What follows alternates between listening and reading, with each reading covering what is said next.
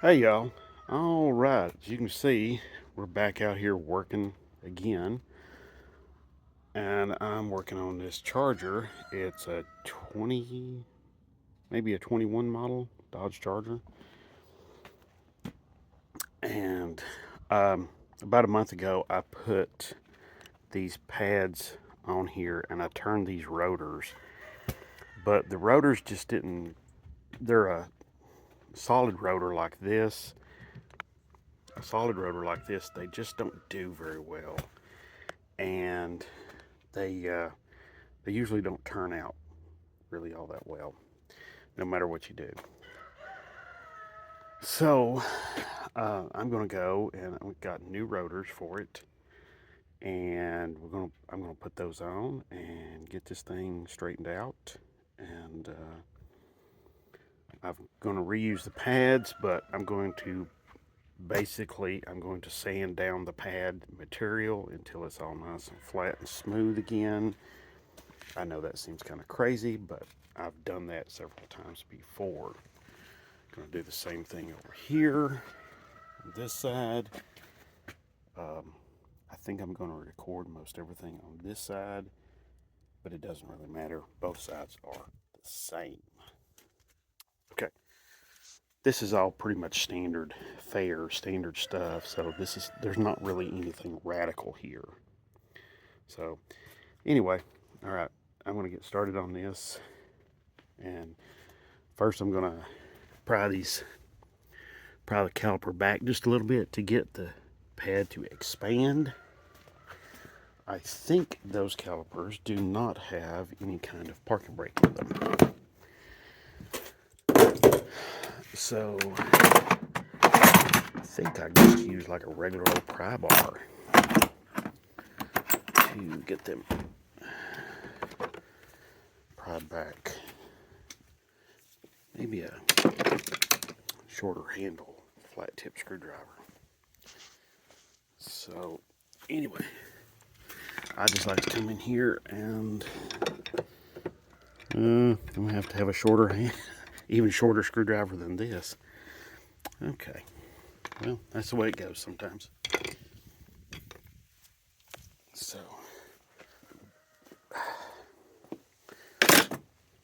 let's see. That's too long. Wait a minute. That's going to be too long too.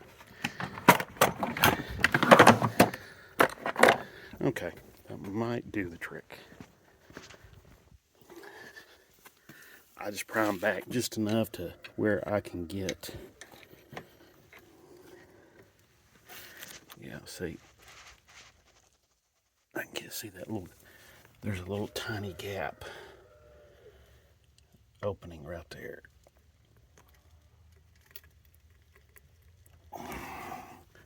Now there's a nice gap opening up right there between the pad and the rotor. Yeah, I'm just collapsing that piston in here. Let me go to the other side and I'll show you.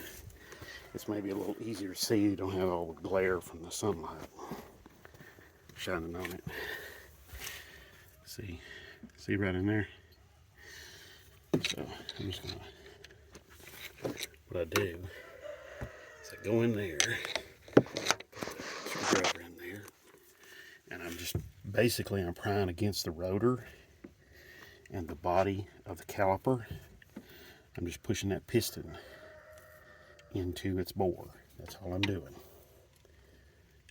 You have to it takes a couple of seconds, so you got to be a little patient. And lots of times you can get it completely compressed doing that, so you don't have to go in there and have a special kind of compressor tool or anything like that. Sometimes you can do that and you don't have to use a special tool. Sometimes you do on some calipers. But anyway, so now it's time to get the caliper off and then get the caliper bracket off. Looks like maybe, I don't know, maybe 13, 14 millimeter on that. And then these bolts here, yeah, I probably think 16, 17 millimeter maybe. I'll just get a rack drive sockets and a ratchet.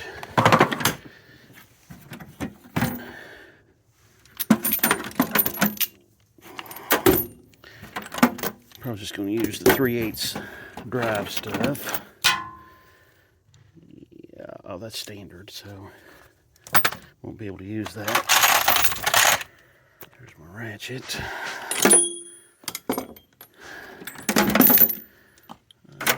Here we go. Here's my metric. Oh, wait a minute. It's 12 point. Here we go. Here's my metric stuff. Yeah, there we are.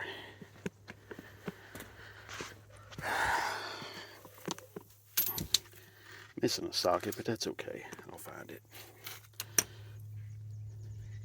Oh, it's already on the ratchet. Well, duh. Okay. And that's a 15 millimeter there on those caliper bolts. So we'll go ahead and break those loose. Not a big deal right there.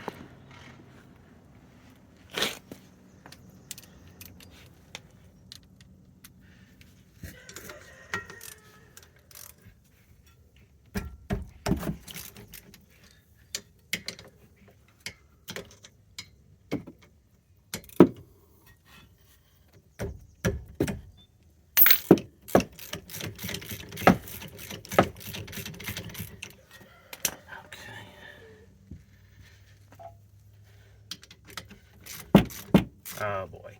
Okay. This happens sometimes. I'll show you what's going on. See that part's turning when I turn the bolt. So what I have to do is get a pair of pliers on this. Usually like some channel lock style pliers. Clamp onto that. Just hold it tight enough where I can break it loose. So I'm going to do that and be right back. Okay, as you can see, got caliper off. I've got it sitting up here. I've got the caliper mounting bracket off. It also holds the brake pads. Got the rotor loose already, so I'm just going to go ahead and slide it off. While I'm in here, I'm going to go ahead and look at everything over. The gold looking substance on the hub and the wheel studs, that's anti-seize. So it's good stuff to use. Everything here looks really good. I don't see any problems with it. One word of note is the retainer bolts for the caliper bracket and the caliper itself do have thread locker on them. Some people are like, oh, you got to put that thread locker back on. I usually don't put any new thread locker back on those, and I've not had any problems with them backing off and causing trouble. So, okay, next, take these pads out, clean them up, sand them down, get them ready to go back in.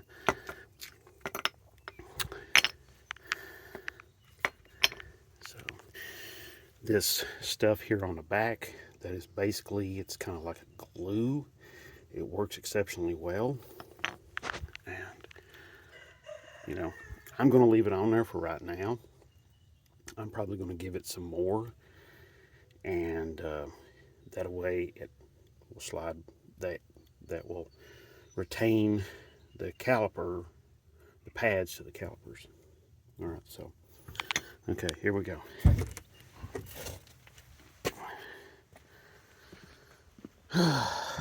Now, find a nice flat surface and really flat. I mean, like pool table flat, smooth, I guess. I've got a couple of areas in here that might work, but I think I'm going to come up with something different here. Okay, be right back. Okay, y'all. All right, I've got a nice flat piece of metal here, and I've already sanded this pad right here.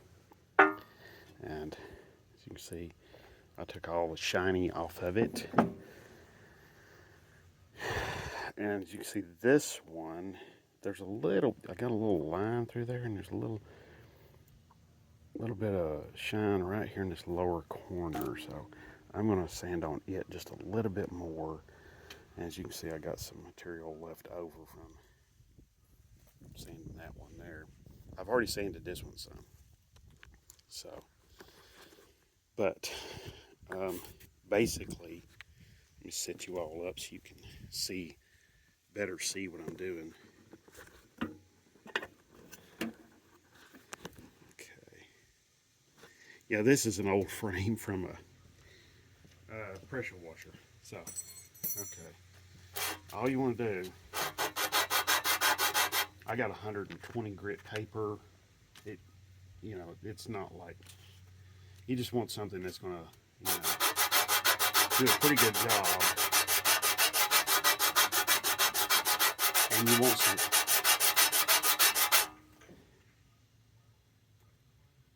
okay. You basically want sandpaper that's relatively clean, doesn't have a lot of oil and crap and grease on it.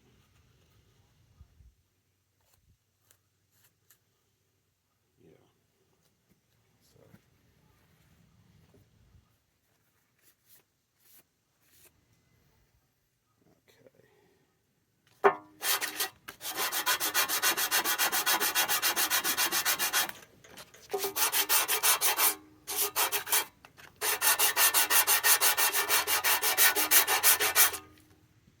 There we go. Yeah, that got rid of that line. It's still got a little bit of shiny right down there on that lower corner. But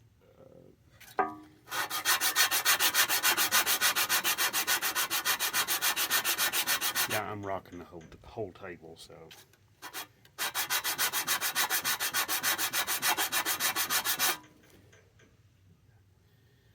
Honestly, I think that's about as good as these are going to get.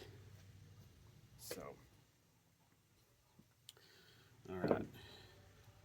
So anyway, I know that seems crazy, but that's actually something I do in the garage where I work at. We don't do it all the time, but it is something that is available if somebody wants to do that.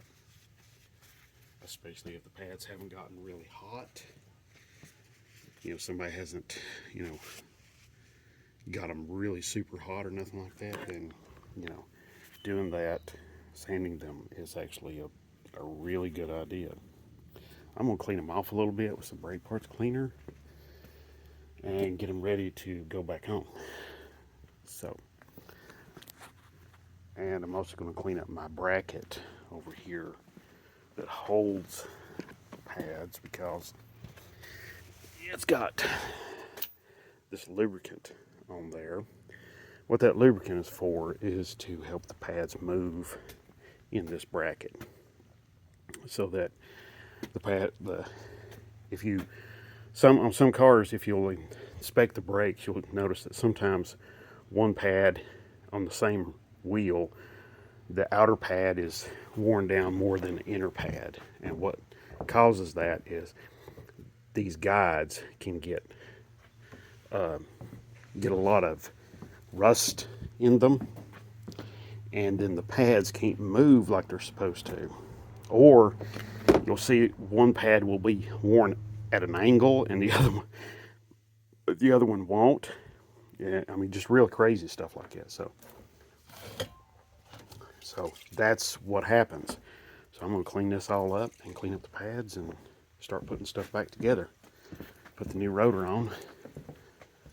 Clean it too, because it's over there in the box, and it's probably got some sort of cosmoline or something on it. Some sort of oil to keep it from rusting while it's on the shelf. Although it may have those, they are supposed to be coated, so it may not have anything on it. It may be clean, but I'm still going to try to spritz it off. Oh, one other thing. These guide pins that the caliper bolts to, they just what they're supposed to do is they're supposed to move independently.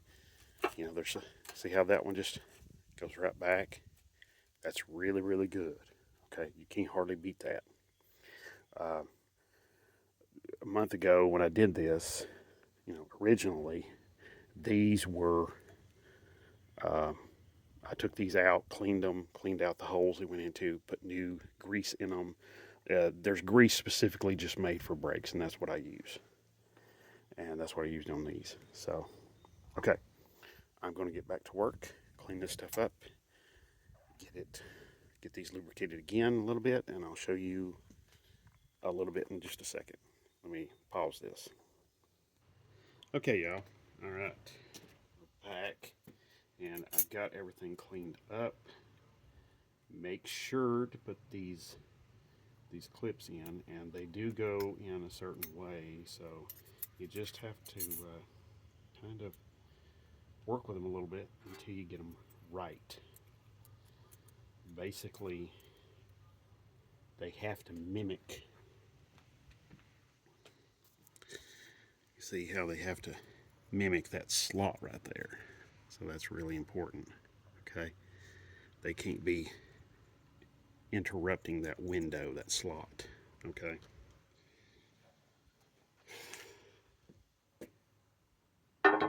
So another thing is when I go back with the new, or this time, reconditioned pads, I'm gonna, anytime I put new pads or put pads in, I'm gonna just lubricate this little slot, this little channel, so that the pads can move. It doesn't have to be a whole lot of this stuff. A little bit goes a long way, okay? It doesn't have to get real crazy with it.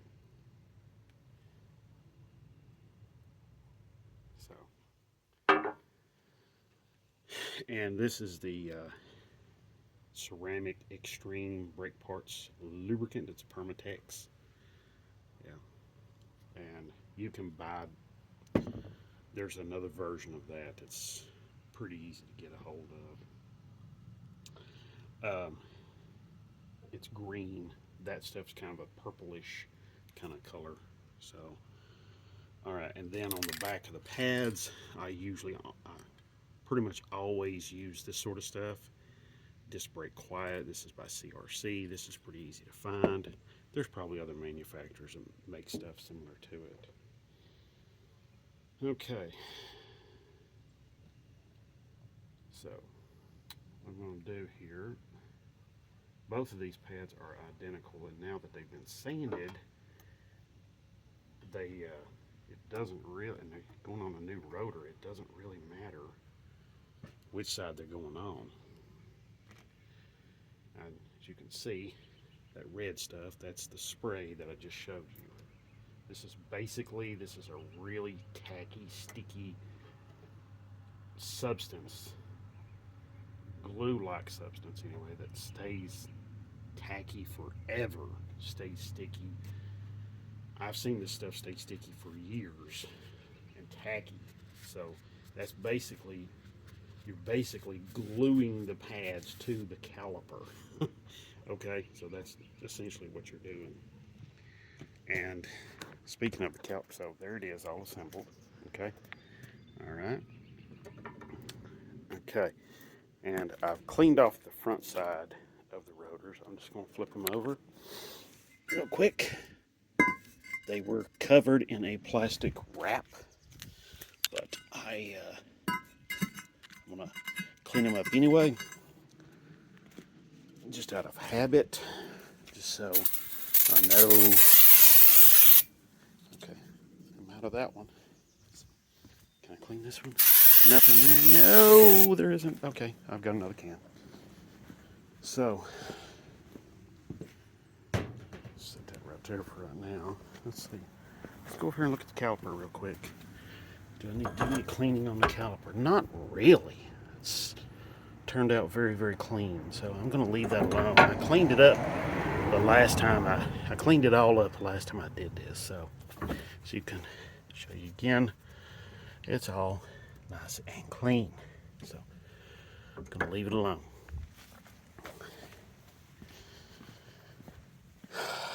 So brake part cleaner.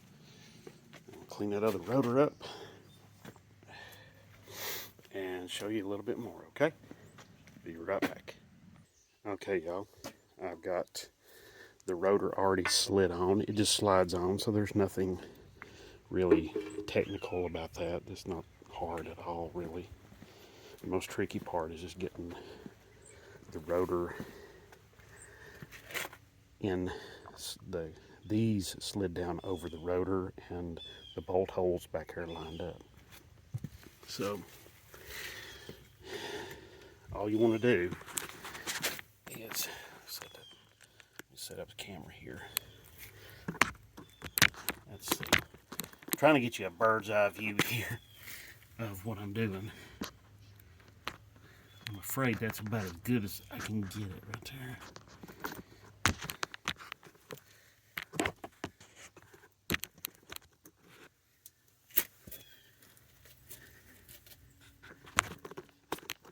Yeah, see these bigger bolts, they're going to go in here to locate and attach the caliper bracket. So here we go. So there we are.